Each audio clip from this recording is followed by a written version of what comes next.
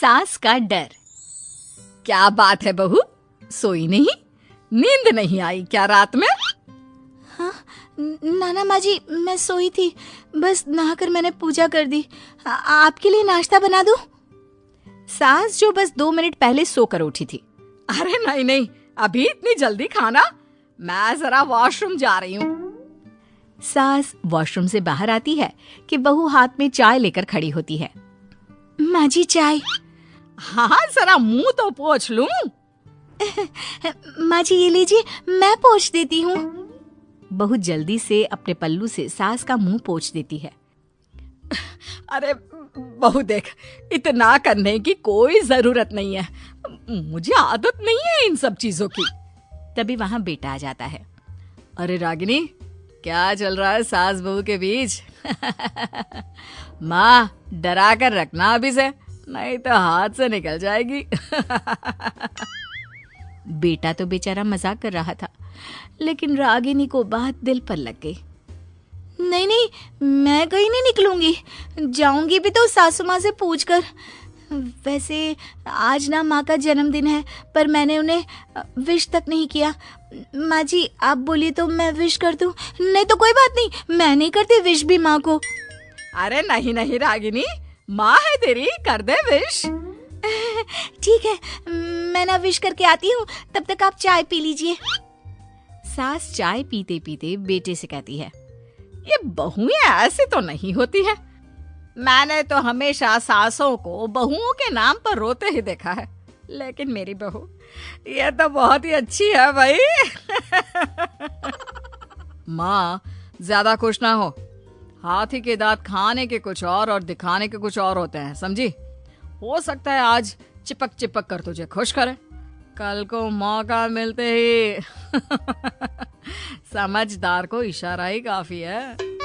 हाँ बेटा सही बोल रहा है तू, मैं ना इसको टाइट ही रखूंगी, कोई भरोसा नहीं होता ये बहू नाम के प्राणी का।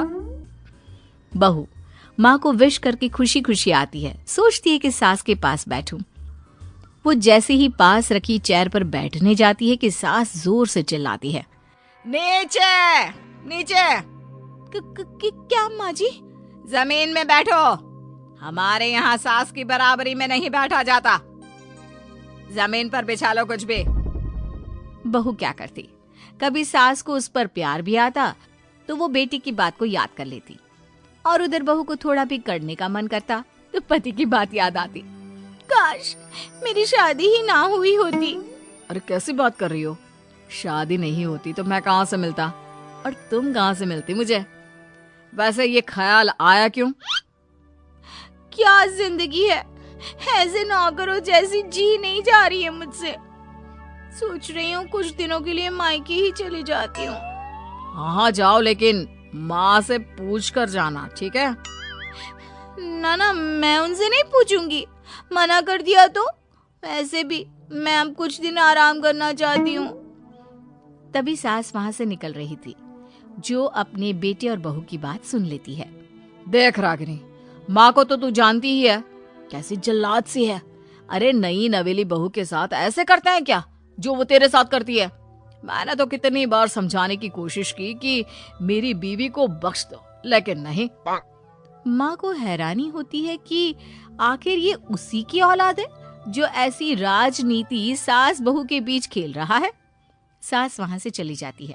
रागिनी नहीं मानती तो रागिनी का पति सीधा माँ के पास जाता है और उसे सारी बात बता देता है।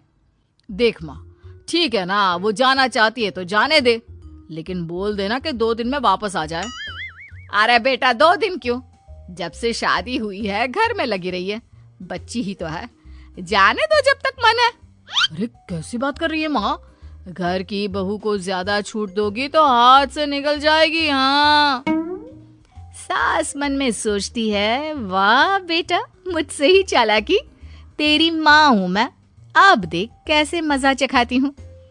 नहीं नहीं बेटा, इस बार मैं तेरी कोई बात नहीं सुनूंगी।